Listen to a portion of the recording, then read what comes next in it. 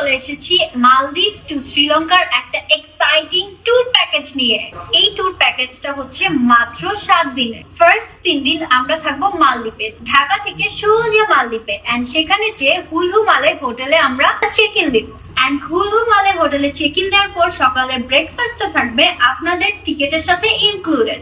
Second ডেতে morning breakfast and water activities থাকছে এই প্যাকেজে, এবং মালদ্বীপের থার্ড ডেতে থাকছে আপনাদের ফুল ফ্রি ডে। সেখানে আপনারা চাইলে দেখতে পাচ্ছেন মালদ্বীপের প্রাকৃতিক সৌন্দর্য, সানসেট থেকে শুরু করে সমুদ্রের সৌন্দর্য।